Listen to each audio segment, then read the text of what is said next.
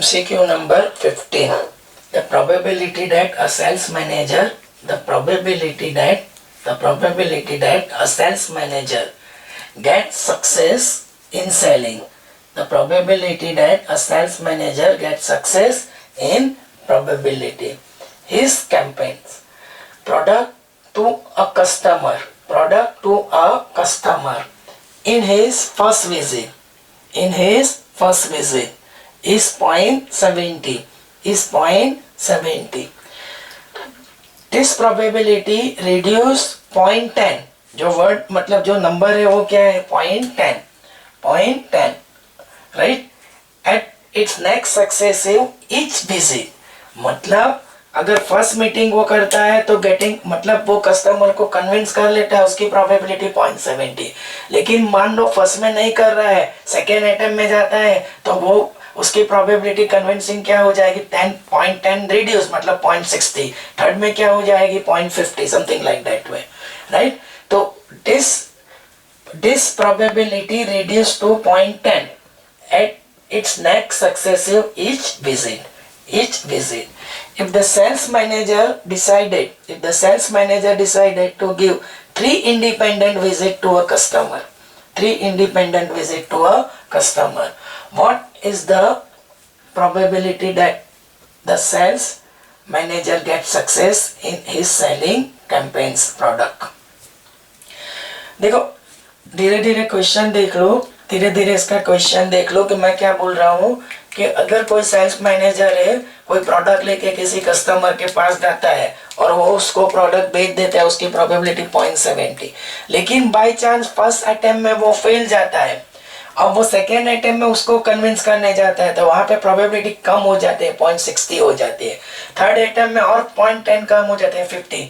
वो ऐसे कितने अटेम्प्ट कर रहा है 10.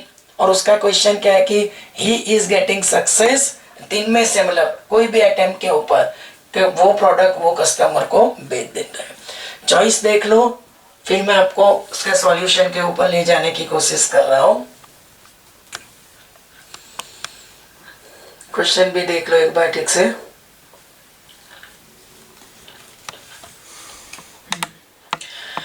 अब देखो मैं यहाँ पे कुछ कहते हैं इसके लिए थोड़ा डिस्क्रिप्शन मैंने ये क्वेश्चन के लिए थोड़ा अवॉइड किया है कि let A be the event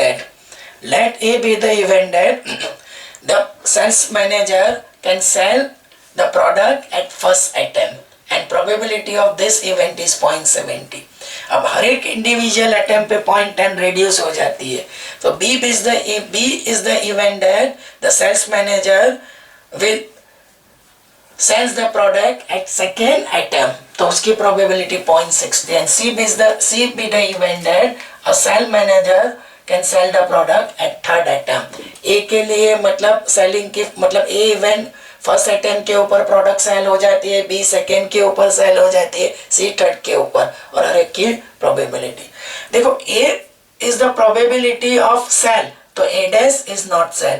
तो मैं बच्चों यहाँ पे आंसर निकालने के लिए थोड़ा रिवर्स जा रहा हूँ. मैं ये निकालने जा रहा हूँ कि 3 में से एक भी अटेम्प्ट के ऊपर प्रोडक्ट सेल नहीं हो रही है. मैं किसकी प्रोबेबिलिटी निकालने जा रहा हूँ कि 3 अटेम्प्ट में से एक भी अटेम्प्ट के ऊपर प्रोडक्ट सेल नहीं हो रही है.